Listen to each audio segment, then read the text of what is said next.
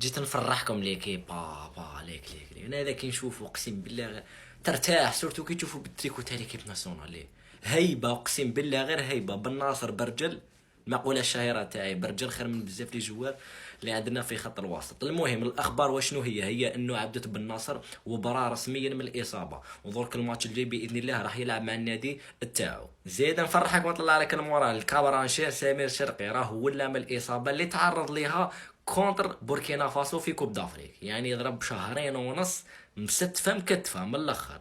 المهم رسميا عودة سمير شرقي ولعب البارح يا ربي 5 دقائق توالى مع النادي تاعو في الدوري الفرنسي، وفي نفس المباراة يعاود يولي ايلان قبال اللي تعرض للاصابة اللي خلاته ما يحضرش مع المنتخب الوطني الجزائري، وبيتكوفيتش كيما صابش راح عيط في بلاصتو الفارس جيت جيمس واللي صراحة ربحناه كلاعب. والشباب تاعنا كذلك اللاعب الخلوق جوان حجام راهو ولا من الاصابه بصح ماشي يلعب، راهو ولا يدرب على انفراد، دوك يامات يعاود يدخل للمجموعه تاعو، يعني ممكن حوالي ماكسيموم 15 يوم 20 يوم راح نشوفوا جوان حجام يلعب توتيلر ولا ان شاء الله على الاقل كبديل. بيان سير عنده بزاف كيف حكايته نفس حكايه سمير شرقي من الماتش تاع بوركينا فاسو، يعني ما زادش لعب. يعني بالاختصار المفيد رسميا عوده ايلان قبال وسمير شرقي وبن ناصر من الاصابه في انتظار الجاهزيه الكامله لجوان حجام.